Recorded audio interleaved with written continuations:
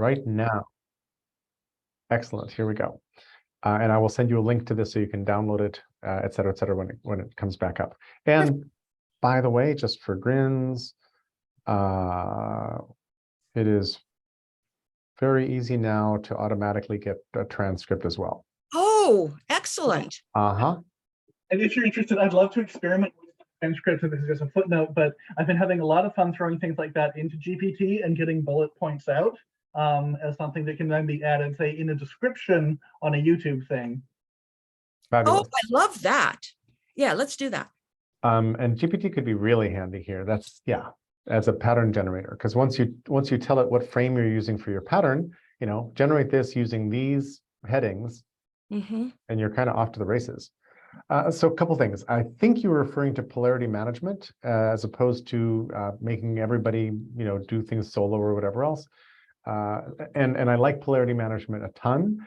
And the idea of going back and forth or of managing which zone are we in or whatever, like, really appeals to me. One thing I've sort of thought or said about like education and self-directed education for a really long time is that if a kid determines at some age that they want to go to a military academy and have somebody haze them by making them trim the lawn with you know, toenail clippers or something, but they think that's going to be fine for them, like, rock on. Like Absolutely. The key is for each person to sort of sense which of these methods is going to work for them and then opt in. And the problem is that we force everybody into the prison system of schools, and into a series of assumptions about how all those things should work. And then there's a bunch of economic and social arguments made for why everybody must be forced into that same lockstep system, which don't hold water for me. Absolutely. Then, and I've thought this a little bit back in the back, agentic as a word doesn't stick in my head. Like, agentic learning doesn't have a hold. I love sense of agency, and people who have a sense of agency and people who don't is like language I use all the time and find extremely important and ignored in the world. Like, not enough people realize that, and from my own personal sort of narrative on this, that the consumerization of our worlds basically robbed us of our sense of agency, because your only job as a good consumer is to buy more crap, probably crap you don't need. Right. I like what you're saying. Yeah. And I like talking about learner agency and toddler agency and so on. And like I said, I think we need different words. So is it, right now I'm saying emergent parenting, emergent educating. I don't know if that's the final one. Yeah, emergent works well for me. I like emergent a lot. I don't get easily unaided from emergent to agency, meaning emergent can just happen with, you know, the elements in the petri dish can be as dysfunctional as you want, and emergent behavior will emerge. Exactly. They don't depend on each other.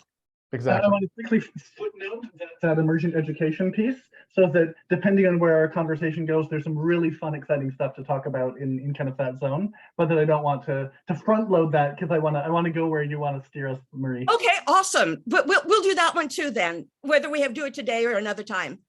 But I definitely want to get into that too. And so I'm done checking in what I wanted to say there. And should we turn and do some quick reading in the doc you shared? Yes. Right?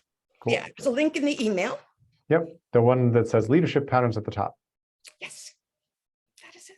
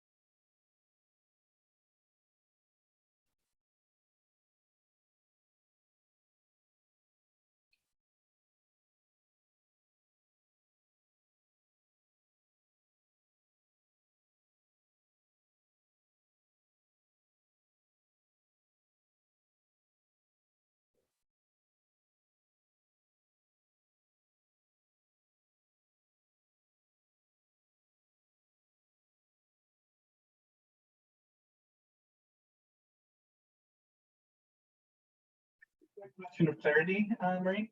What's that? I just want to ask a quick question of clarity. Yeah. In terms of the format, are you seeing that as being the format for kind of a complete exploration per pattern, or the format for how they would be introduced within a specific context?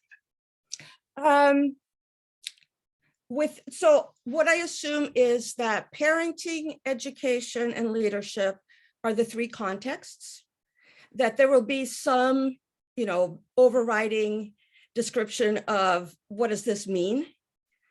And then the patterns for each situation will be separate. That makes good sense. And from a format context, in terms of, say, a textbook versus a curriculum versus a website versus a card deck, would you see this as being representing all of the different slices that would be there? Or is this a subset of the area that would be discussed per pattern? No, I think so. Right now, that's one of the things I really want feedback on. But it seemed to me that the current format covered the things I wanted to say. Great. But at the same time, it can be better. I didn't want to interrupt reading time too, so no worries. We're not that formal. There's only the three of us. Yeah. And I'm done sort of reading. If you want to let me know when you want to surface and talk about it. Yeah, that sounds good. Go, Jerry, you're on. Oh, okay. So a couple things. I like what you wrote very much. It feels narrower to me than the broad topic of eliminate artificial scarcity. Meaning, if the pattern name for this particular pattern is that, the name feels much broader than what you've written here, which is kind of specifically in an employment situation about aspects like that. It is intended for industry, so that makes scope. So it could be that this lives under the title of patterns for unmanagement or emergent management, or for thriving with less structured management or something like that. What I think is actually going to happen, is that there will be a version for each of the three situations, and they will have different examples, and they might emphasize different concepts. Exactly. Well, not only that, but let's say we're in the leadership context, right? Which is what this is. What you've described here is just one slice for me of what scarcity versus abundance could be or is about as well.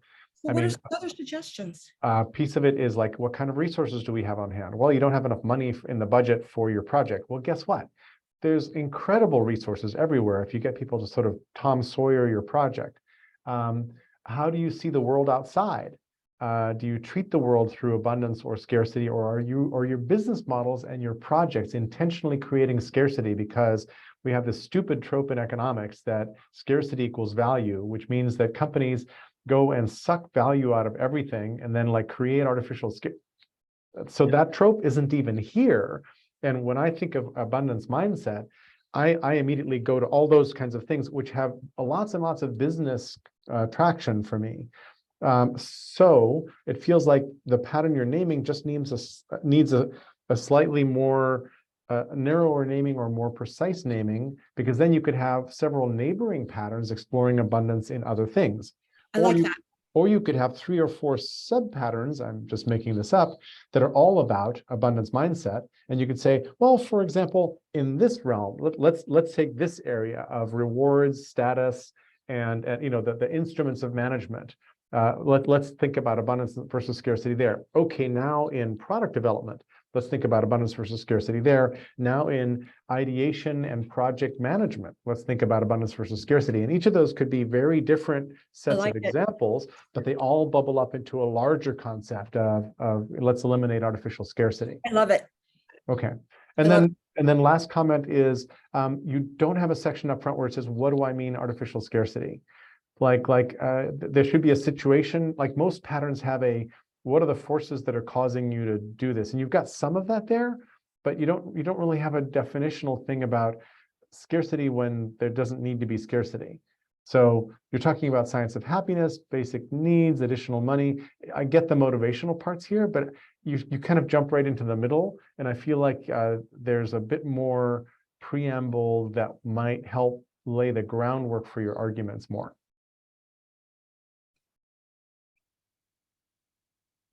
And that's So, all I got. no, that's good. What I'm cogitating on.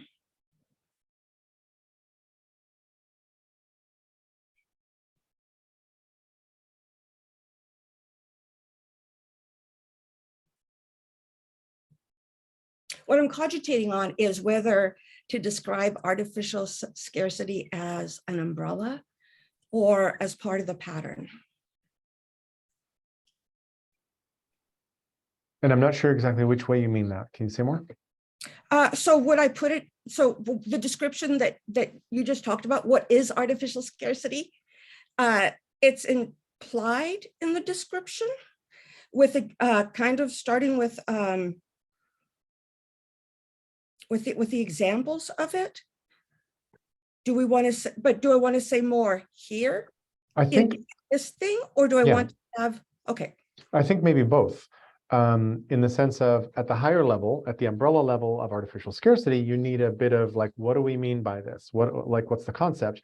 And then down this thread of promotions, rank, status, all that kind of stuff, you also need, hey, we have a hierarchy of titles in a company where promotions are scarce, where salaries are scarce and bonuses are scarce, whatever else you want to say. And this creates competition that is dysfunctional. This creates, all these scarcities create all these dysfunctions. This is the thing we're trying to sort of replace. And the pattern suggestion for what to do in the face of these forces is create an abundance mindset around your role in the company, meaning, hey, guess what? We don't prize promotions. We don't have big promotion parties. We have big accomplishment parties where when a project is done, we celebrate the people who did it and what they created and all that. And that is what our culture feasts on. Mm-hmm. And therefore, we don't have all the fights over who gets the corner office. Right. Then we have less political infighting because people are being rewarded for collaborating to achieve instead of being rewarded for having beat everybody else out on the corner office. And that language isn't in here. I hear you thinking it when I read that, but you're not saying I'm not saying it. It's not on the page. Yeah. And it needs to find its way on the page to be a really crisp, sort of thorough pattern, I think. I love your framing. Yes. Thank you. I'm not taking notes because I'm assuming transcript. Perfect. It's handy that way to be able to be in flow. A couple of things pop to mind for me. One from the process side, and this is just kind of harkening back to the GroupWorks days, and one thing that is sort of just the evolution as a pattern language is coming together of that piece of figuring out like what are we using as a pattern within the domain that something's being created, like what does it look like and mean, and we certainly found that we had to get a deep way underway in having a lot of patterns defined before we then allowed an organic process of coming up with what's the taxonomy, what are related patterns and what are categories and all of that kind of a thing. Agreed. And that was also iterative, where we would do it and all of a sudden we'd say like, well, actually these two patterns, really, put these three patterns together, and this is RGB and we're getting cyan, so maybe that's the pattern that we want to list there. So that's just a piece around process that I thought I'd note. Those two pieces of taxonomy do feel like there's something that they're missing, but of course they're missing right now because it's the early days of putting it all together. But at some point, having those pieces of related patterns and absolutely, yes. So there are two. The way I am proceeding is that I have two things. One is, what do I believe the list of patterns is, and do they have a hierarchy? And the other is individual patterns as they come. And I believe that looking at those, they'll look pretty different at the end and from the beginning. Yeah. But that's where I'm looking for help is let's keep working on the list, and let's keep working on reviewing the individual patterns to make them as useful as possible. No, I love that.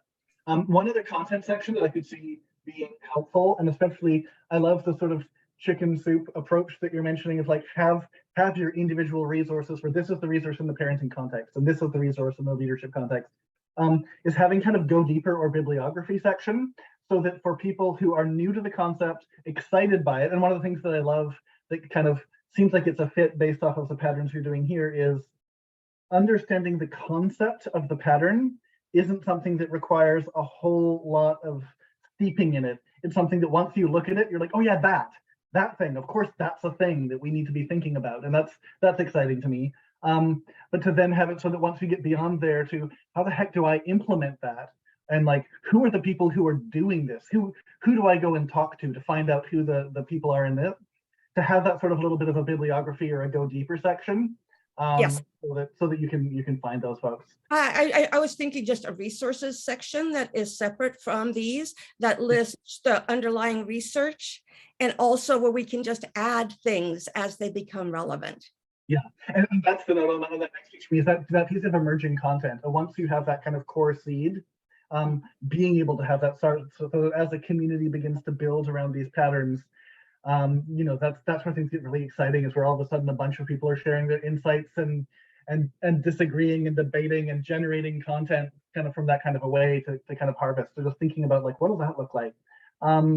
And then the last piece that pops to mind for me, and it isn't appropriate for every pattern language, but is that piece of coming from that appreciative inquiry approach. Like I love when Jerry mentioned like an abundance mindset. That would be sort of like that positive framing of eliminate artificial scarcity. Right. And I know from a tactical point of view, there were times where with group works that came in handy, because it meant that workers within a given domain could use the deck and would be able to much more easily say, here are the things that if we brought more of them into our workplace could make things that much better, rather than saying like, Bob, you suck at distributing leadership. And so being able to have things that is built into the DNA of it, having that appreciative inquiry, sometimes eases the frictions of use cases for the pattern language once it starts to percolate out there. So are you talking about appreciative inquiry as a cultural element or something else? As a context through which the definitions of patterns can arise. So often the patterns come initially from a place of, here's the thing, like I've been in places where such and such isn't in place and where it's gone horribly wrong. And then that refining from there to the place of, okay, so what's the pattern that when it is designed in brings the vibrancy and the life and the functionality, to then how do you define that pattern? And again, like I say, not in every context appropriate, but it can be useful to then say, how do I define that pattern in a way that is all about what the thing is that you add and the benefits of adding it? Because usually our minds are pretty good at being able to then say, oh yeah, here's what it looks like when that isn't there, or to say, oh yeah, I wish that had been there in this situation. But by having that positive framing as the seed from that people react to, that can be useful. That's good input. Thank you. Are you complete with that, Daniel? I'm complete, yeah. I've got a bunch of things that occurred to me I'd like to put in the conversation. I like put them in the chat too. So it suddenly occurs to me that 2 weekends ago, I got invited kind of last minute to a weekend with 4 experts in Christopher Alexander and pattern language. Wow. At the Gorge, across the river from the Gorge in Bingen, Washington, which is named after Bingen am der Rhein, which is Hildegard von. But of course, they came to the US and had to call it Bingen. Anyway, it was lovely. And one of the attendees was Ward Cunningham, the inventor of wikis. Oh, I love Ward. And then Michael Mahaffey, who was a follower of Christopher Alexander's, wrote a book about him, has done a bunch of other stuff, has also done a whole bunch of stuff on sort of ecological design, pattern language for cities and urban planning, a bunch of stuff like that. The person who invited me was Jenny Quillian, who's also got a lot of time in patterns and doing stuff. And then there was another fellow there, Mark, I'll get his name in just a second, but he came out of healthcare and health patterns, but also like had he's a doctor, he's done a whole bunch of interesting things. So we had a terrific weekend, basically stayed at the Society Hotel in Bingen in bunks, which is really pretty funny. And a lot of interesting things came out of that we should process, but I wanted to tell you about the weekend. One thing that came out of it was a desire to make patterns more accessible and useful, which we've talked about here. And so over dinner on Saturday, I had an idea of, gosh, why don't we, like, we could hack this, or we could maybe go to Home Depot and do this and say, hey, wouldn't it be cool if there was a QR code at checkout? And then what happened was we went to a restaurant and I said, unusually, we have paper menus in this restaurant. Usually these days, I'm used to seeing the QR code where I read the menu on my phone. And then I'm Right. like, huh, what if there was a QR code at Home Depot in the appropriate places that would lead you to the right patterns for designing your deck or your backyard or your like new windows or fireplace or whatever.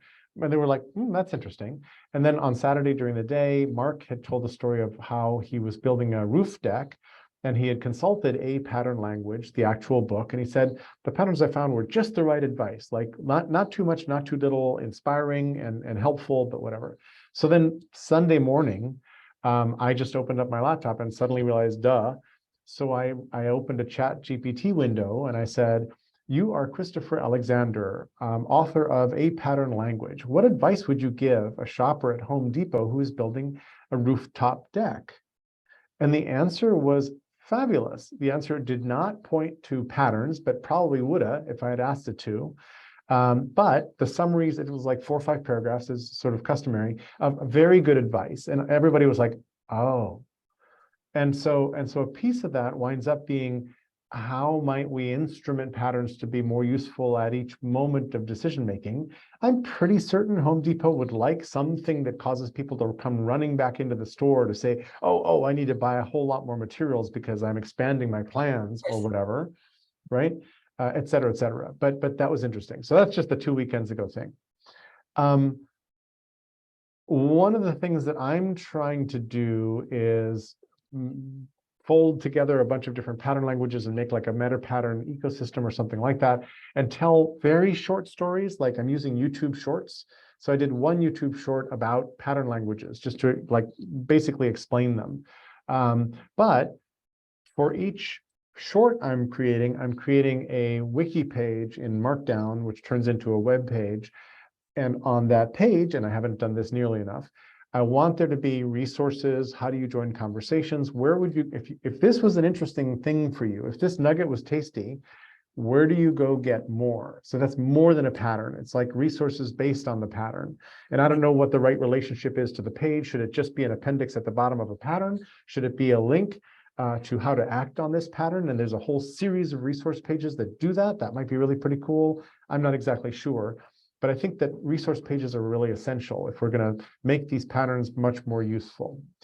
Then one, like the abundance question has been a long-term quest for me to try to figure out, like, what does it mean? How do we think about it? What happens?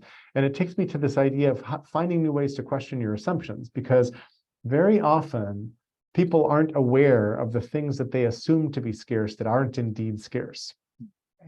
And that's part of the problem. And there's nobody there in front of them to hold up the mirror and say, no, not so fast. This thing over here isn't actually scarce. Think about it for a second. So I'm wondering, how do we help people find new ways to question their assumptions? And what does that mean? But how do we do that? And how do we do that? Because sometimes you get groupthink, and a whole group of people can be completely agreed on the assumptions that we won't violate. I gave April a little trope that she's really that she's used a bunch in her talks, which is that we are very often afraid to violate our taboos. There's a bunch of things that organizations think are sacred that we don't touch, our sacred cows, our taboos, whatever you want to call it. Very often, very, very often, those taboos are very much the things that are protected as scarce when they don't need to be. Agreed. Right? Yep. So there's a whole bunch of thinking there that I'm just sort of dumping into our conversation. Excellent. And then this idea of meta patterns, in that, and again, I'm thinking about scarcity. And one of the things that Paul Crefel says, the upward spiral guy from the center of California, and I'm happy to explain more about who he is. But one of the things he says is he's using water as a metaphor for the rest of our lives. And one of the things he did on the hillsides near his home is he would find water that had cut a gully through a hillside, which was bad for the hillside. Then he would walk uphill to the point where the water started to pool. And basically, the general principle, metaphorically also, is follow the energy upstream until you find the place where you can intervene. And Yes. there's apparently a Zen koan. How does a philosopher change the course of a river? He follows it upstream far enough and moves one pebble. Right. Right. And that's really interesting, because I think as these things, as we start to like put a bunch of patterns into a bag and shake it, and I don't know what in your experience of how these things sort of map to each other, it feels like there's a couple of meta patterns that bubble up that are about how to think your way through or be your way through the whole set of patterns, and how to improve the patterns themselves. And like Yes. follow the energy upstream feels like one of those. So what's interesting is, you might remember in my first list, I had personal practices and even persona practices that I've taken out. But at some point, so what I've left is, how do you create environments that are emergent and all the other good stuff that we like?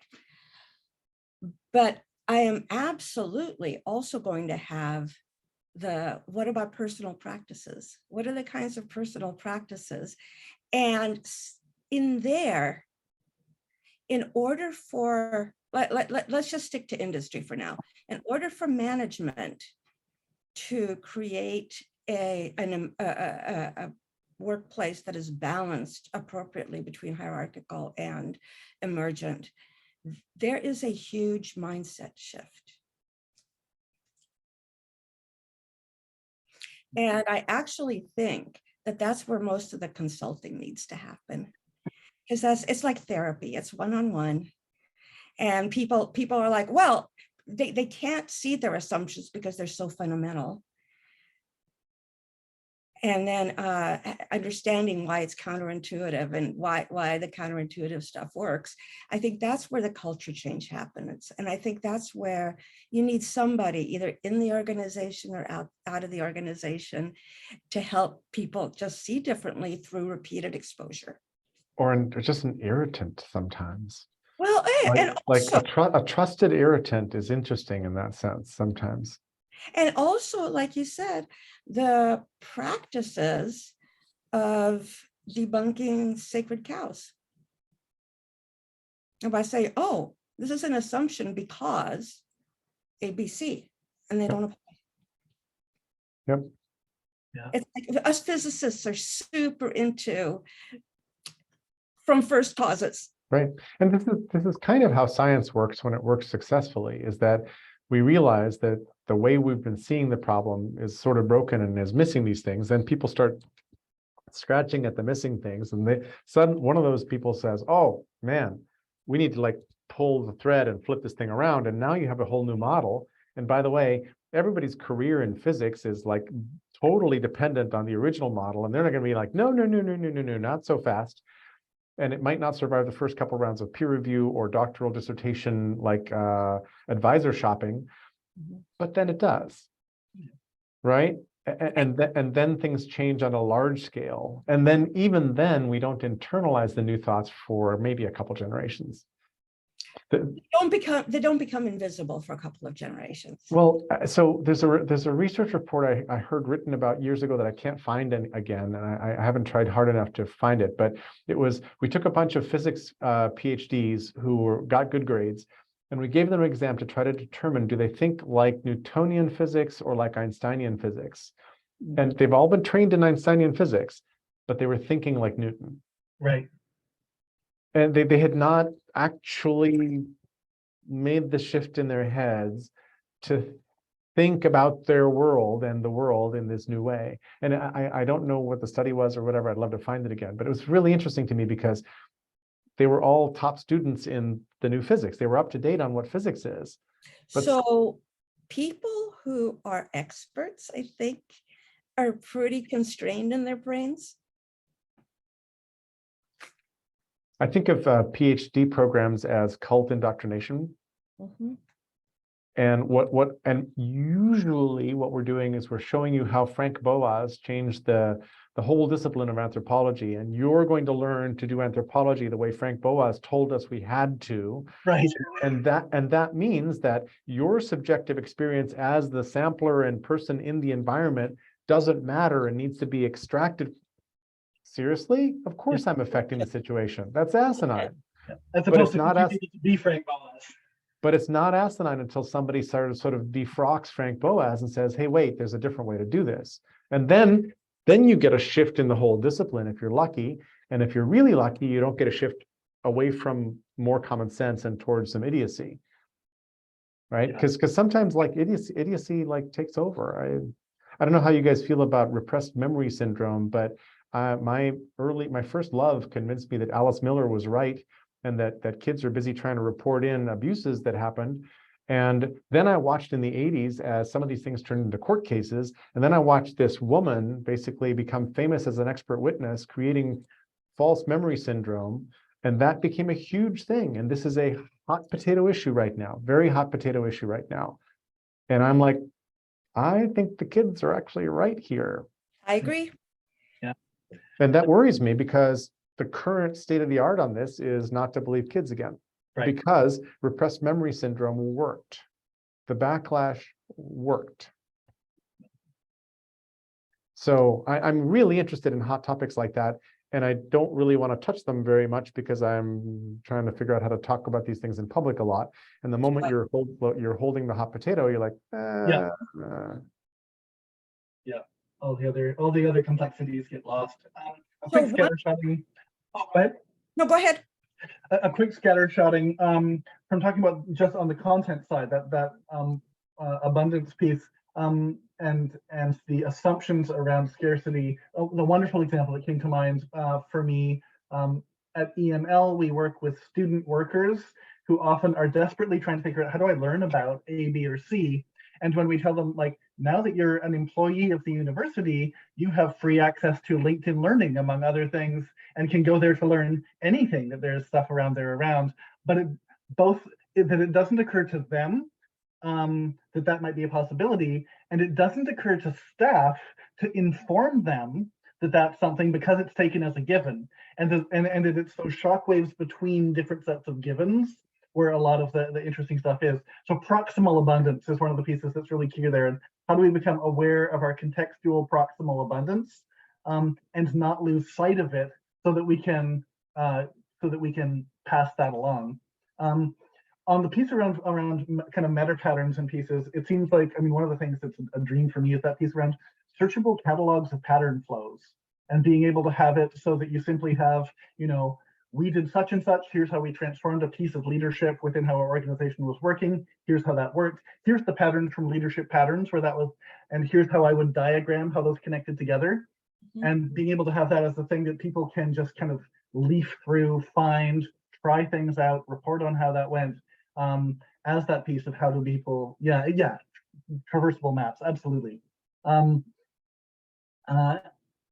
love what you're saying, Marie, about that piece where it's like basically needing a personal leadership pattern therapist, because so much of it is about change of perspective and about all of the strong baggage that comes with having to change perspective and the sunk costs in our previous paradigm.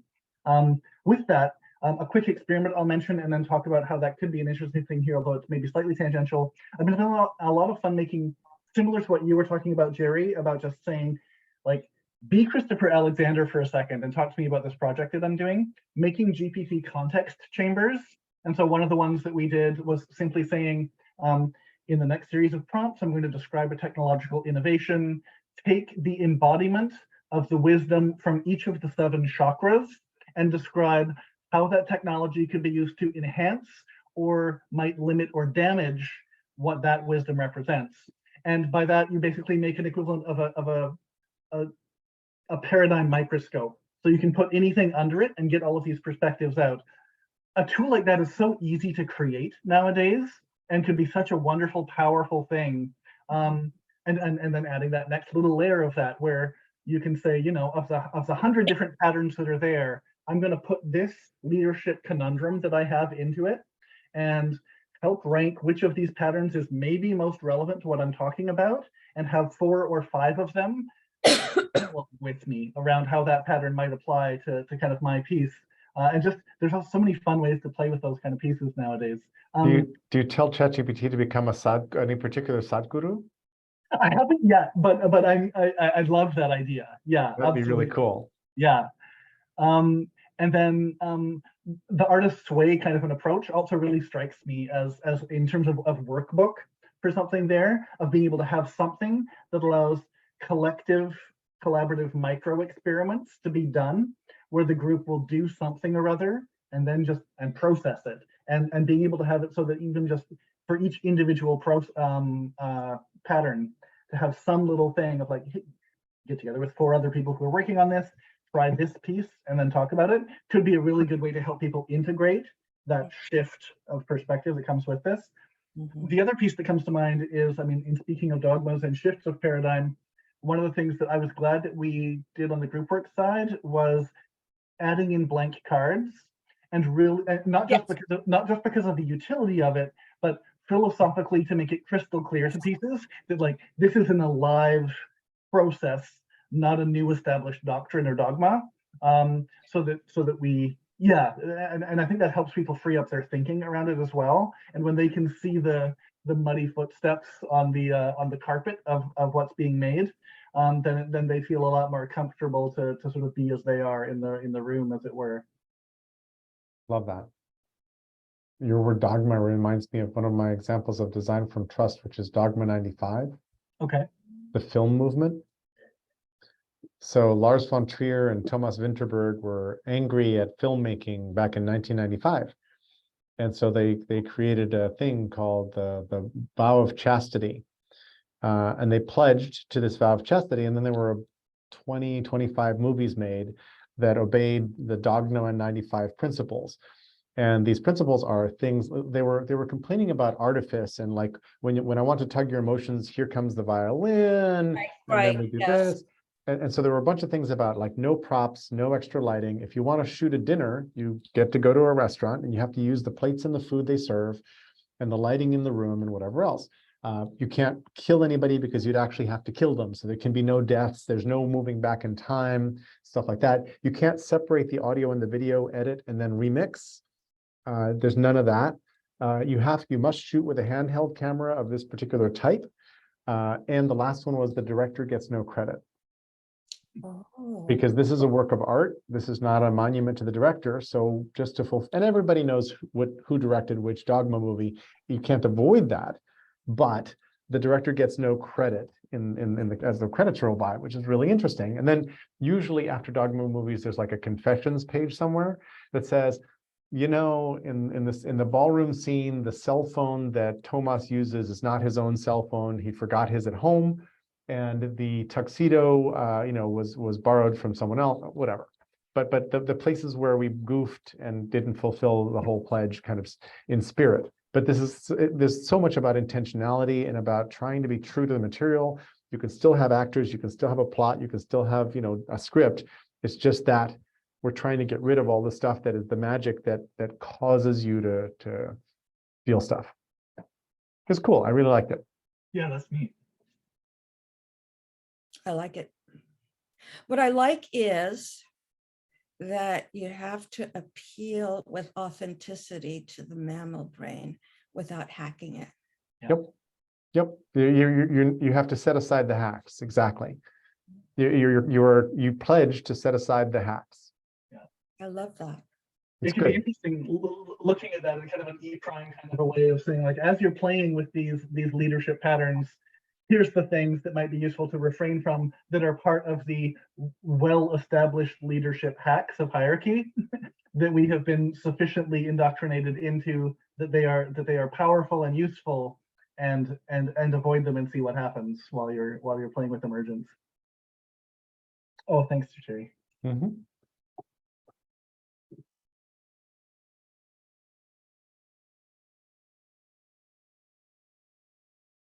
Good stuff. Marie, thank you for reconvening us. This is interesting. Yeah. I'm newly inspired by this new framing. by not framing it as this is all the damage you're causing, and let me tell you how to fix it. Because I have tendencies in that direction. And it's easy to, because so much of this, I mean, remember Tree, one of my the best what's the word I'm looking for there?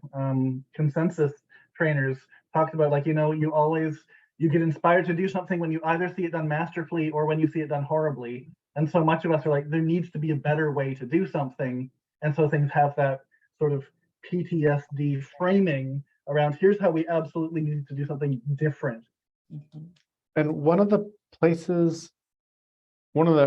early places where people have mental constraints that I'd love to help them shake loose is, well, the systems that we live in today are as good as they could be, because if there were better ones, we would have instituted those, right? Yeah. Yes. And there's a whole bunch of people who believe that. And it's like, if anybody's suffering right now, it's because somebody has to suffer in the systems, and we have the best systems. And so let's not try to mess with them. And the boundaries of the systems to them are pretty immutable, right? So then when people say, hey, humans built these things, humans can change them, that kind of breaks their minds. But I'm one of my amateur theories in design from trust is that anybody's experience of design from trust in some setting, if the hook sets, then they'll be like, oh, that was at first scary, then really satisfying, and now how else can I get that? Like, where else can I experience this? And I think their sensors are aware, but they don't know that this might exist as a general purpose thing. And since I haven't written my book or put enough media out there, I haven't really described this process. So one of the really nice contagion vectors here is somebody's experience of when they realize how Wikipedia works. So I ask audiences, so when did you realize how Wikipedia works? And like, did your heart tighten? Did you like, wait, what moron came up with the idea that any fool on the planet can change our collective encyclopedia? And it's like, and it works, right? And that's an example of design from trust, because Wikipedia is designed from trust in like 6 or 8 ways. And once you've experienced that, I would love it if anybody could then look up and look around and see other systems with those same eyes. I think it takes years. Yeah. I think it takes 3 years of, intentional practice for that mindset to shift, to happen permanently. So there's definitely some kind of latency period. I tell the story of Hans Monderman, the guy who did traffic calming in Holland. I got to interview him.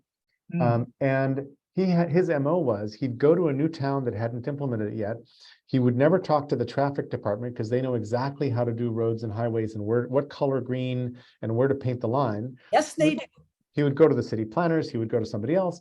He would then give them a tour, explain the whole thing, and then he would go away for 3 or 4 months because he knew they needed to read more. They needed to tell their families and colleagues. They needed to go take a walking tour themselves of these other cities because now it was happening in more cities. And then at some point, like the pot would be like bubbling nicely, and then he could come back in and they were kind of ready for it. And for that particular quest in that setting, 3 or 4 months apparently was a reasonable gestation period for the pot to sort of bubble. But I think it's different in different people, for different layers of context, for different sizes of ask of the thing we're asking people to let go of. Yeah, and it's interesting how we can grok a pattern mindset within a specific domain without necessarily getting to that place of, however you want to put it, Tao or Zen or hacker or trickster mentality of just saying, like, it's all this, and where are the rest of my interesting assumptions that if I challenge them, whole new avenues open up. And that's a really interesting piece of trying to figure out how do you increase the pace and frequency with which people break through, like it's turtles all the way down. It's not just that, like, aha, in this one I now know I can approach things in a pattern way, but to have that sort of moment of aha more generally. So I have not experienced anyone having the aha after an explanation. I have experienced people having the aha when they explain to me why they can't do it. Mm. And then we talk about that. And they're kind of like, oh my God, that is so elegant, right? But then they can't see it the next time they run into it. It really is like therapy, right? Yeah. Yeah. And the times that I've seen it again from the experience of seeing the patterns and recognizing their familiarity, and going into something saying like, okay, I'm going to learn yet another system with which to such and such, and instead when that switch happens to realizing like, oh, this isn't about me learning a new thing, this is about me awakening to knowledge that I already have and having it in a map and a categorization that allows me to bring more intentionality to how I designed it in, rather than simply celebrate when it happens to happen. Exactly that. Yeah. Although when you design it in, all you're doing is increasing the probability of good outcomes. Yeah. You're inviting the pattern in and hoping. Right. Yeah. It's not a guarantee. And the harder you try to work at it as dogma, right? The further you get away from it.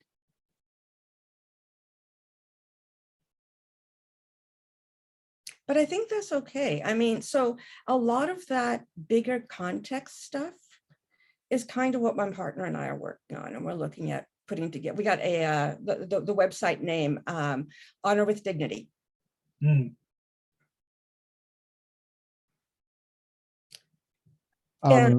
Yeah. Go ahead. No, go ahead. So kind of inspired by similar, I think, intentions from a completely different vector. In a fit of pique, I bought the domain yowhitemen.com, which I haven't put much on, nor have I publicized it, which is a painful truth of most of my domains. But the idea is, hey, guess what? Me Too is not women's problem. Women are the victims. It's men's problem. And Black Lives Matter isn't Black people's problem. It's white people's problem. And so guess what the intersection set of that is? Pardon? Although the part of Me Too is how with trans people, with gay people, with a lot of those things, it's like people say, trust all women. If somebody says they're trans, obviously they're trans. Those things are only true before there's a shift. Once there's a shift and we're kind of biased towards believing people, there will be bad actors. Oh yeah, but there's always bad actors, and before and after, there's lots of bad actors. The point is that the backlash against bad actors needs to come from that community. Yes. Right. So as a woman, I can say, how can I believe all women without data? Yeah. Right. Exactly. Can I respect them? Can I investigate? Can I take them the hell seriously? Yep. But I can't. But this whole notion of blind belief, because it's so stigmatizing, so nobody would do it, is bullshit. It unpacks in really interesting and complicated ways. But the importance of that piece you're talking about. Oh, go ahead. I was going to say, it's kind of like the complement to nothing about us without us. Right. Yep. Go ahead. Yeah. No, that piece of the importance of speaking from privilege to privilege about that privilege is key. So I love the impetus behind that website. It sounds like. Yeah. Well, I had I've told you before, my husband is a Trump Republican, and he is a good man with good values. And what I found very interesting in talking to him is that, first of all, the notion of frames, making the frames explicit, is really important. people, so the thing in Lakoff's book, the Don't Think of an Elephant book, is that you don't know that you've found a kind of hardwired value until the person can't explain it. Right? You get to the point where it's like, well, obviously it's bad. It's like, to me, obviously it's bad that there's not a level playing field to people who did not have an opportunity to develop generational wealth. It's like obvious. I don't even know how you can argue against it. But for other people, it's like really obvious that it's unfair to give people special treatment because that's so obviously unfair, you can't even describe it.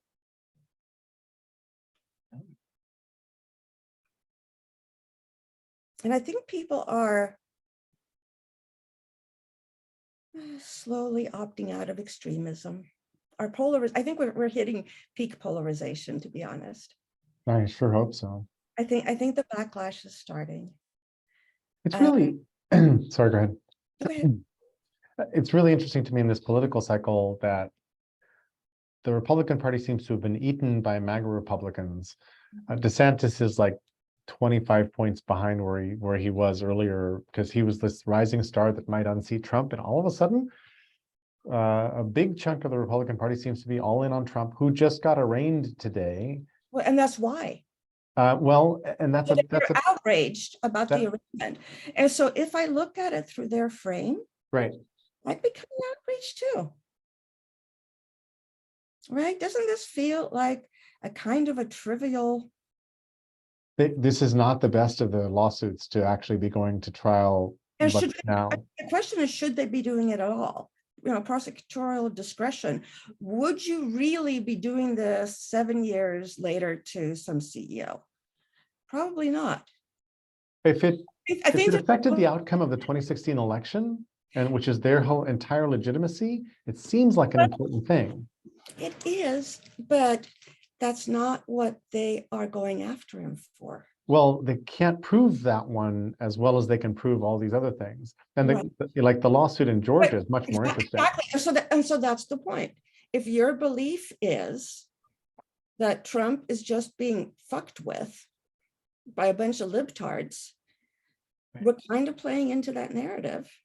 But if the Georgia lawsuit now also turns into charges and arraignment in parallel, which it perfectly well can, no problem with that, that starts to stack up to like, oh, maybe it's not just one persecution of this guy we love, but maybe there's a pattern of misbehaviors here that's gigantic. For sure. I'm Absolutely. thinking. And you know what? It's easy for us to see that and believe that. Yeah. But if you have been fed a diet of conspiracy theories for 6 years, yeah, and you're like, this is serious, I'm going to get to the bottom of it. Right. And what we've got, I mean, did you see the arraignment, the indictment, or see people discuss the indictment? There's nothing in there. They're felony charges, but they don't talk about what leveled them up to felony. There's no description of the crime. Oh, really? It's like I've been on Zooms all afternoon. Prosecutors are being very non-traditional and unforthcoming in how they're doing this, which will do nothing but feed conspiracy theories. Right. They're fucking around with it, and they shouldn't. That sucks. Mm-hmm.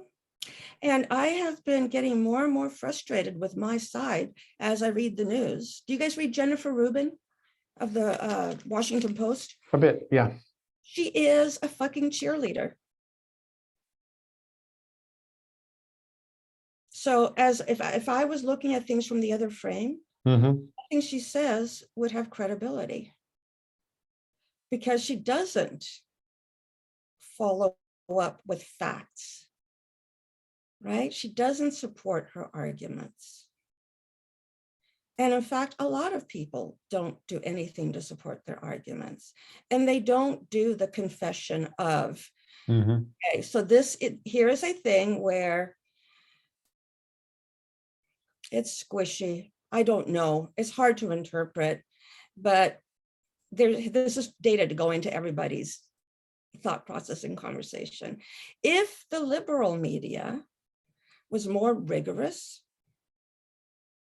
I would feel like I had a leg to stand on when I talk politics with somebody.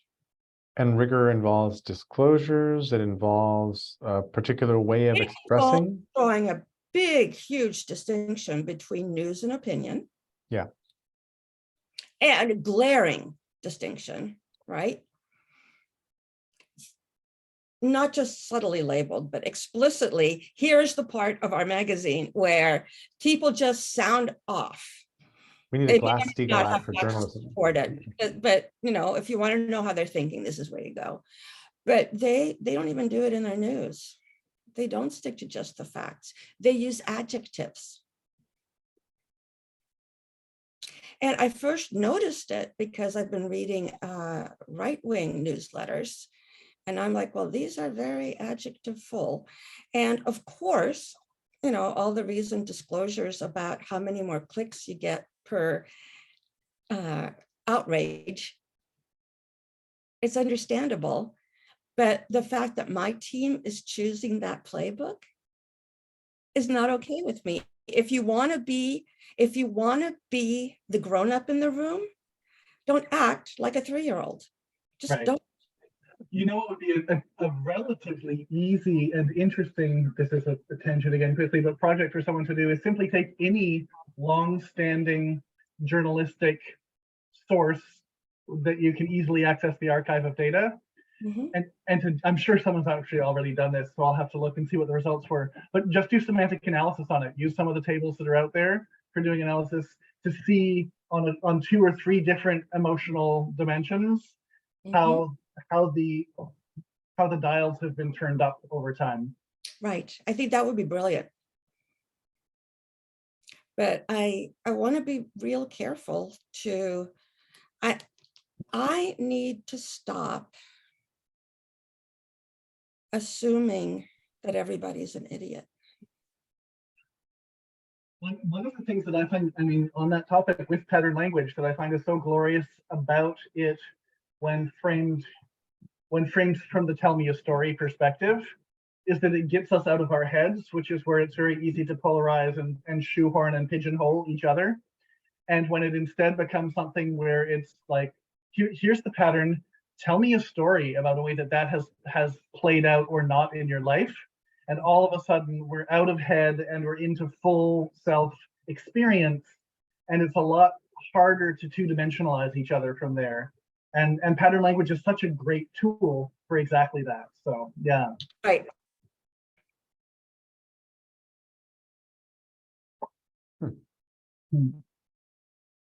Such an interesting moment in the world's history that we're alive in.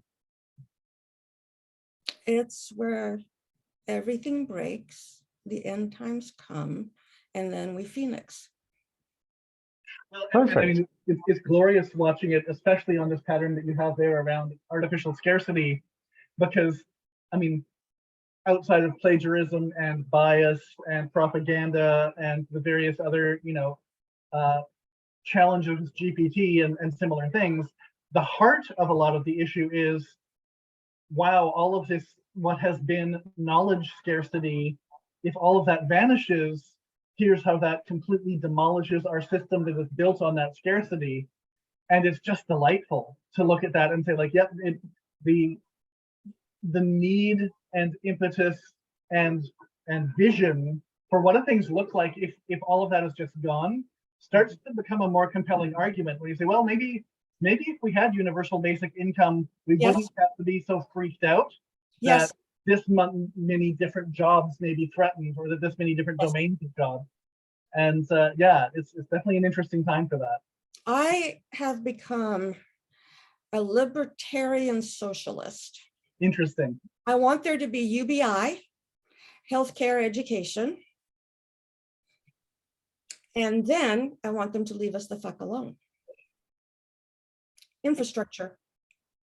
Yeah.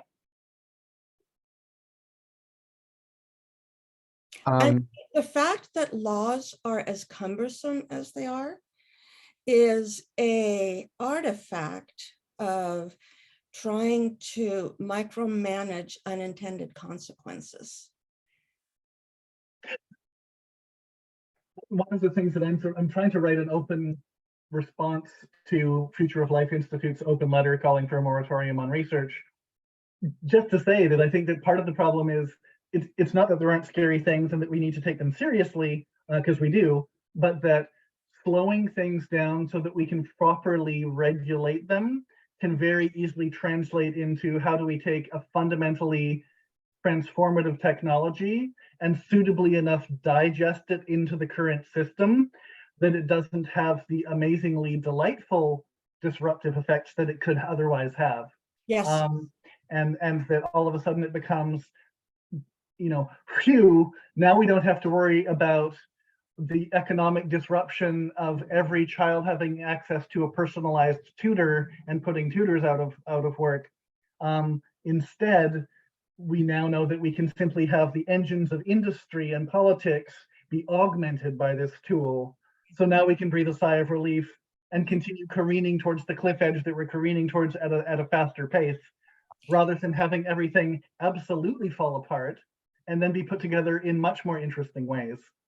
I kind of think, yeah, I think we're going to break everything down and build it back up again. But I think we'll be doing it while flying the plane. Yes. but that it feels more and more feasible, and that it's now something that, the thing that I love, and sorry if this is a way over tangent, but I'm amazed that something like that was released into somewhere where the public can simply play. Holy cow! Public playgrounds are the biggest way to change people's understanding of those kind of things, because it's not an abstract thing. And right. When you can go in, the tiny example, and I'll stop there, but that relates to the emergent education thing, was being able to go through with my eldest son, who as soon as anything has the stamp of education on it, it's anathema because of past experiences that he's had. Understandable. To be able to go through with him with a project that we're doing and make a form where he can fill it out and say, here's the things I'm passionate about, here's the things I need help with, here's the types of output that are interesting to me, and have it generate for him, here are titles and descriptions for educational quests that you can do. And as someone who usually would look at something like that and say, why am I even looking at this? And instead be able to have him say, let's use a random number generator to choose a couple of these, because I would do any of these, is just like a fundamental, and that anyone can do that now. You don't have to be an ontologist professionally or a technician to be able to experiment and say, oh, here's where the value is. Anyways, I'll stop on that tangent, but that's super cool. Wow. It's super cool. Yeah. It is super cool. And we've got AI and we have robots, and we have enough resources to feed, house, and medicate the whole world. Yeah. And that this whole piece that you're working on, that all experimenting in around how do we do that emergent self-organization, because that's the pace. You can't do things at the pace that they are happening in a way that works without being able to do that. And so all of these pieces, the technological piece and that emergent piece, just are, it's the beans and corn. These are the things that need to be there symbiotically for us to be able to actually take advantage of all of the amazing things that are happening now. Yeah. And if you want creativity and you want to be more emergent, if you want a COVID vaccine in less than a year, you're going to be pretty freaking hierarchical on that. Right. It took, mRNA, it's 30 years old, something, right. He said. And that there's the delightful, again, this is where that symbiosis between that hierarchical and the emergent piece comes. So, Corona Y is such a lovely example for that, because there was no way that Corona Y or something of that kind was going to create a vaccine. But for it to be able to flow around the hierarchical organizations and be able to very fluidly engage, discuss, dialogue, understand the problem space, and then creatively work at the edges that are the low-hanging fruit that emergentism is great at, helps allow for those things that are either necessarily or at least paradigmatically, as in how we do them, hierarchical. Yeah, and that's what we'll be. I think we'll be seeing a lot of that over the next few years. Is that piece of how do those play together nicely, especially when some of the players are very hesitant about being on the same playing field. And they're trying to knock each other off the playing field actively. Yeah. Messy. So I've gotten great validation from you guys on the overall big framing. I have gotten great feedback on my first pattern. The things I'm going to keep focusing on that are directly relevant to what we're doing is patterns, lists of patterns, and the umbrella, some of the umbrella documentation that will kind of come and go as I do stuff. And I'm just going to, at my own pace, keep putting these things together. And then once we have something that looks like it's usable, publish under Creative Commons. And then maybe I'll do parenting next. Yay. Sounds great. Yeah. And if it's ever of use, and I mean, again, not to overly pigeonhole and one-trick pony myself, but because I've been swimming in all of this large language model stuff for this last little while, just in terms of work and things. But if you're ever wanting to experiment together on using that as a way to explore some of the terrain and choose different sort of, mutate and select different possible ways that some of that looks, I'd love to do that. That would be a lot of fun. Absolutely. Absolutely. I want to have something that is core enough that people can refer to it. Yeah. And I would love to play with it. Yeah. Sounds awesome. It's always such a breath of fresh air and a delight. I come away from these so full of different things, both saying what I have to go and look into, but just new ideas and a lot of inspiration. So thank you both for that. Same here. Yeah, thank you. Absolutely. Shall we wrap this call? I'm done with my agenda. Do you guys have anything else? My head is full and I've got Yeah. things I need to turn to, and I really appreciate it. But it's been like having a lovely, rich meal together. That. Very much so. Yeah. Yeah. Low-cal too. My 0. Nice. I will send a link to this Zoom for you to download as soon as I get it from Zoom to both of you if you want the Okay. recording. And That'd then be we can go great. from there. And don't throw me the transcript as well. Yeah. You'll be able to download 4 files. The video, the audio only, the transcript, and the chat will all be in the download. Cool. All right. Bye. Go Tools. Bye, guys. Thank you.